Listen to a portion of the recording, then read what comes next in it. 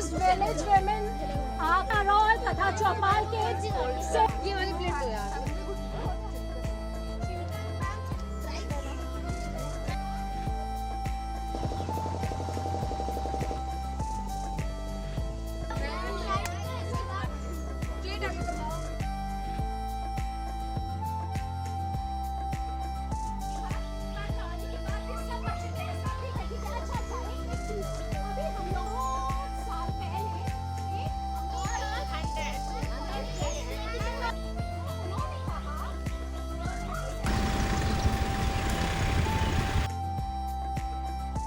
आप अगर देखना चाहते हैं तो हम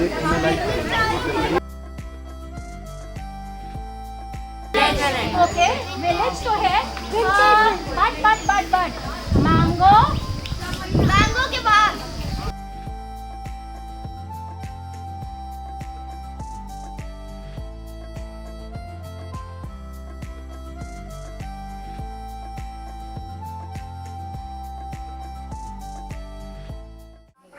सीतापुर के विंटेज विलेज में मैंगो प्रतियोगिता के बाद आप देख सकते हैं कि अब बच्चों को मैंगो की कहानी सुनाई जा रही है और ये कहानी जो है जो प्रतियोगिता आयोजित कर रही हैं उनके द्वारा सुनाई जा रही है और इन बच्चों ने मैंगो की कहानियों का आज लुत्फ़ उठाया है। इससे पहले जो है बच्चों ने जो है तरह तरह के मैंगोज खाए और उस प्रतियोगिता में भी भाग लिया। तो ये बताइए कि मैंगो जो आपने प्रतियोगिता आयोजित की उसके बाद अब मैंगो कहानियाँ भी आपने बच्चों को सुनाई, इसका उद्देश्य क्या है?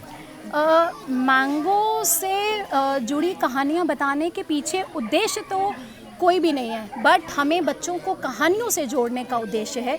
ये हमारी थीम आज मैंगो की थीम थी, तो मैंगो थीम से रिलेटेड मैंने इनको जो कहानियाँ सुनाई वो कहानियाँ नहीं थी बल्कि वो दास्तानें थीं और वो लखनऊ के ही मशहूर मिर्ज़ा गालिब और भी काफ़ी यहाँ के जो नवाब और उस्ताद रहे थे जो मैंगो खाने के साथ साथ मैंगो की दीवाने हुआ करते थे। तो उन दीवानों की ये कहानियाँ थी, ये दास्तानें थी जो कि मिथ नहीं है, असली में 100-200 साल पुरानी ये उनकी दास्तानें हैं। तो ऐसे बहुत सारे हमारे लखनऊ में बहुत उस्ताद हुए हैं जो आम खाने के साथ साथ आम के दीवाने थे। आम के दीवानों की अभी कहानी मैं एक बहुत छोटी सी इनको बताती कि आम खाने के साथ साथ एक और भी थे जो कुएं की जगत पे, मलियाबाद में काफ़ी कुएं हुआ करते थे, उस पर वो अपने पतले से चाकू से वो आम छीला करते थे, दशहरी आम। क्या तो वो चाकू उनका फाइन होता था और मजाल है कि उनके चाकू से और वो छिलका बीच में से टूट जाए, तो वो ऐसा महीन तरीके से वो छीलते जाते थे कि वो छिलका सीधे कुएं के पानी तक पहुंचता था। पर अफसोस अब ये है कि ना वो कुएं हैं, ना वो पानी है, ना वो जनाब हैं, ना उनका वो पतला चाकू है।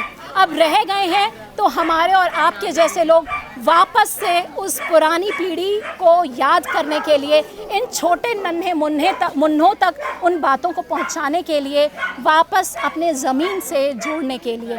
तो मेरा हमेशा यही मकसद रहता है इन बच्चों को, इन नन्हे मुन्नों को उन पुराने दास्तान गोई लोग जो दास्तान गोज़ थे उनसे जोड़ने का। तो मेरी ये छोटी सी कोशिश है कि मैं पुरानी जो रिवायतें हैं उनको फिर से इन लोगों के सामने लेके आऊँ। नहीं तो ये सारी बातें तो किताबों में ही पढ़ी रह जाएंगी और कोई सुनाने वाला नहीं रहेगा, तो बच्चे भी आज उस माहौल को नहीं समझ पाएंगे। पर मुझे लगता है आज जो बच्चों ने यहाँ 4-5 घंटे व्यतीत किए हैं, तो मैं Lucknow farmers market UP mango festival का तहे दिल से धन्यवाद करना चाहूँगी और इनके माता पिता को भी धन्यवाद देना चाहूँगी कि इस तरीके के आयोजनों में अपने बच्चों को भेजते हैं, और आप सबका बहुत बहुत धन्यवाद। बिल्कुल, एकदम प्राकृतिक रूप में बच्चों ने आज आम का तो स्वाद लिया ही और आम की दास्तानों को भी जाना। अब आम की जो प्रतियोगिता आयोजित करती हैं, पहले भी आयोजित कर चुकी हैं और आज इन्होंने सीतापुर के विंटेज विलेज को चुना। क्यों आपने गांव को चुना और इन बच्चों को इतनी दूर से यहाँ ला करके आपने रूबरू कराने का जो वीड़ा उठाया, इसके पीछे क्या उद्देश्य है? तो अभी हम 10 साल से ये मैंगो फेस्टिवल सेलिब्रेट कर रहे हैं और ये आम का महोत्सव सेलिब्रेट करने का यही हमारा मकसद है कि बच्चों को और सब लोगों को जोड़ना, हमारे आम के बागों से, हमारे किसानों से और जो आम के साथ आप जानते हैं इतनी सारी चीज़ें जैसे दास्तानें हैं, कहानियाँ हैं, आम के खाने हैं, हमारा ट्रेडिशन, कल्चर, क्राफ्ट, हर चीज़ इसका बहुत महत्व आम से है। तो अगर हम इसको भूल जाएंगे, आज हमने यहाँ गुड़म्बा खाया जो आम और सूजी का बना जाता है, लोगों ने आम की चटनी लाके बहुत स्वाद, आपने एक चटनी खाई होगी जो सबसे अच्छी चटनी जो बनी थी आज, आम का पन्ना पिया, जो आम चूल्हे पे पहले ये आम को रोस्ट किया जाता है और फिर अगले दिन इसका जो पन्ना बनता है ये बहुत ही स्वादिष्ट होता है। फिर एक आईटीसी के शेफ ने, वो पहले थी आईटीसी में सानिया नकवी, उन्होंने आम के साथ संदेश बनाया। एक यहाँ लखनऊ की हमारी अवधी खाने की मशहूर शीबा जयराजपुरी जी हैं, उन्होंने पके आम के साथ खीर बनाई। और यहाँ जो विंटेज विलेज ने ऑफ कोर्स बहुत मज़े की, इतनी चटनियाँ और इतनी डिलीशियस इन्होंने मिस्सी रोटी, चूल्हे की रोटी, कबाब, और ये सब कबाब, और उसमें भी कच्चा आम डलता था जो खटाई के लिए और मीट को पकाने के लिए। पहले हम लोग ये सब पपीता वो सब नहीं डलता था, आम के सीज़न में कच्चा आम ही डलता था। फिर यहाँ एक आर्टिस्ट आए थे जो पुणे से हैं, जिन्होंने मैंगो आर्ट का काम किया था, धीरज सिंह। आपने वो मैंगो का आर्ट देखा तो देखिए, ये जो हमने पहल शुरू की थी 2013 में, एक तो हम चाहते थे कि लोग, जैसे रंजीता कह रही थी, ज़मीन से जुड़ें। हम लोग आसपास, सारे शहर के आसपास बाग और खेत होते थे। अब आप देख सकते हो कि ये सारे बिक रहे हैं और सिर्फ कमर्शियल चीज़ें बन रही हैं। तो अगर हम लोग नहीं जुड़ेंगे अपने किसानों और बागबानों से, उन लोग को हौसला कैसे मिलेगा कि वो अपना काम बरकरार रखें। उनको एडिशनल लाइवलीहुड्स चाहिए, सिर्फ उनका फल और जो अन्न उगाते हैं उससे बेचने से उनकी नहीं आमदनी बनती है। इतनी सुंदर जगहें हैं जहां हम आके, अभी देखिए 11:30-12 बजे हम आम के इस 2-3 बड़े आम के पेड़ों की छाए में बिना पंखे के बैठे हैं। इतनी ठंडी अच्छी हवा है। इन लोगों ने इतना सुंदर ये बनाया हुआ, ये सब ट्री हाउस, रहने की जगह, इनके पास कुछ 25 अलग अलग वैरायटी तो फल की है। तो जब इतनी सुंदर जगह इन्होंने बनाई है तो हम कैसे उसको ना चुनते। बिल्कुल बिल्कुल, आपने प्रकृति के करीब बच्चों को जोड़ने का काम किया है। चूँकि पूर्वज तो प्रकृति से जुड़े हुए थे, आज हम आधुनिकता की दौड़ में सब कुछ खोते जा रहे हैं और उसको आपने यहाँ ला करके बच्चों को आभास कराया और उनको ये बताया कि प्रकृति जो है हमें बहुत आगे तक ले जाती है, इससे दूर नहीं रहना है। हम इन्हीं से जानते हैं जो किस्से कहानी बच्चों ने आज सुने हैं और वो आज उन्होंने जो मज़े लिए हैं। बेटा, क्या नाम है आपका? आद्या। कहाँ से आई हैं आप? मैं निशादगंज से आया हूँ। यहाँ पर आकर के आपने क्या क्या किया? यहाँ पर मैंने बहुत मस्ती की थी। मैंने यहाँ पर बहुत सारे आम खाए। मैंने मैम के साथ बहुत ज़्यादा एंजॉय किया। मैम मेरे लिए यहाँ लाई है। मैम मेरे को यहाँ पर, मेरे को बहुत अच्छा लगा और मैम ने मेरे को कहानियाँ भी सुनाई हैं, अभी बहुत अच्छी सुनाई है और उसके मैंने आंसर्स भी दिए। तो मेरे को यहाँ पे बहुत आके बहुत अच्छा लगा। यहाँ मैं बहुत खुश, बहुत खुशी व्यक्त कर रही है बच्ची, चूँकि गाँव में आई और आज आम भी खाए और आम की कहानी भी सुनी। आप क्या कहेंगे? मैंने मैम के साथ आज बहुत ज़्यादा मज़े किए हैं। मैं आज सोच रही हूँ आज रात यहीं पर ही रुक जाऊँ मैम के साथ, लेकिन आज घर जाना हो। देखिए, इस बच्ची को इतना प्रभावित किया यहाँ, तो ये तो कह रही है मुझे आज यहाँ रुकने को मांगता है, लेकिन अब वापसी हो रही है। आप अंदाज़ा लगा सकते हैं कि बच्चे अब जो है गांव की तरफ कैसे रुख करते हैं और प्रकृति से जुड़ते हैं। ये बताइए बेटा, आपका क्या नाम है? इशिका। इशिका। कैसा लगा यहाँ, क्या चीज़ आपको अच्छी लगी?